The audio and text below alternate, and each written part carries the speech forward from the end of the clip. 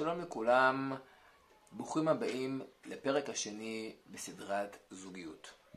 דיברנו בפעם הקודמת על העובדה שאדם יוצא למקום העבודה שלו כדי לעבוד ולהתפרנס ולא כדי לקבל מחמאות. ועם זאת, למרות שהוא יוצא רק כדי להתפרנס ולא כדי לקבל מחמאות, אם הוא לא יקבל מחמאות יהיה לו מאוד מאוד קשה להתקדם ולהמשיך בעבודה. המקום הזה שקבלת המחמאות והרגשות טבוע בטבע האנושי, היות שהאדם הוא לא מכונה, אלא הוא מרגיש דברים מסוימים. לעומת העבודה, כל שכן הדבר הוא נכון וחשוב ואמיתי בחיי הנישואין. הרי בני הזוג מתחתנים ביניהם, האיש והאישה, לא על מנת כל בוקר ללכת לעבודה ולהתפרנס ולהביא לבית משכורת, שזה מאוד חשוב לקיים בית ומשכורת. בלי פרנסה יהיה מאוד קשה לקיים חיי משפחה וחיי זוגיות טובים ותקניים.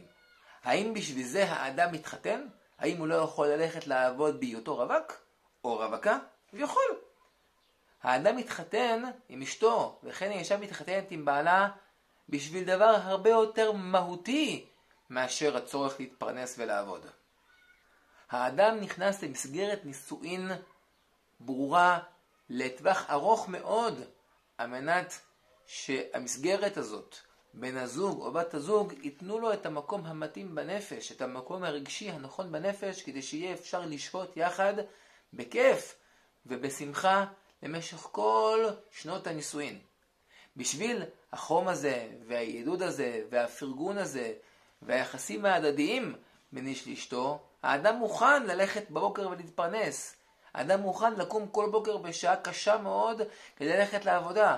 האדם מוכן להזיע בעבודה. האדם מוכן לחצוב בורות. האדם מוכן שיהיה על צווארו רחיים כדי לקבל תמיכה במשפחה, כדי לקבל רגשות, כדי לקבל פרגון, כדי לקבל את אותם דברים כל כך בסיסיים ומשמעותיים, כדי שיהיה לו טוב בחיים, כדי שיהיה לו מוטיבציה להמשיך בחיי המשפחה, להמשיך בחיי הזוגיות, לצאת לעבודה, לעשות את כל הדברים האלה. למרות כל מה שאמרנו עכשיו, בהרבה מאוד משפחות ובהרבה מאוד זוגות, אנחנו מוצאים שהקשר הרגשי והמחמאתי בין בני הזוג מאוד מצומצם, מאוד חסר. אנחנו רואים בהרבה זוגות שיש יותר שגרה אוטומטית, שזה דבר מבורך. שגרה, אבל יש מעט מאוד פרגון הדדי ותמיכה הדדית בין בני הזוג. הדבר הזה מאוד לוקה בחסר. אפשר לקרוא לזה תת תזונה רגשית. אין מספיק קשר ומחמאות בין בני הזוג.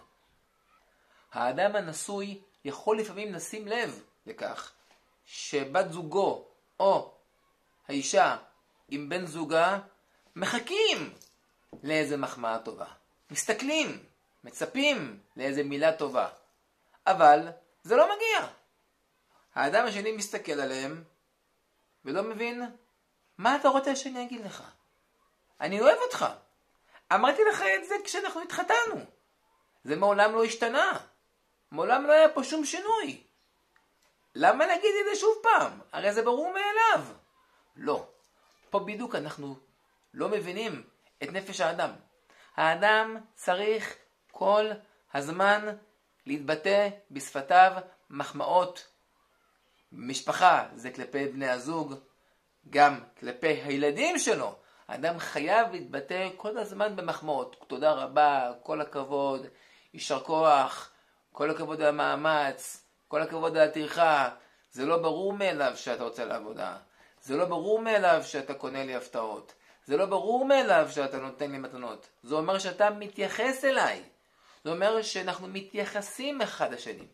היחס הזה בין בני הזוג, יחס של פרגון, של מחמאות, שצורך לתת בפה ולהעניק אחד לשני דרך הפה, הוא הדבר אולי הכי חשוב במסגרת האווירה הרגשית בבית ובמשפחה.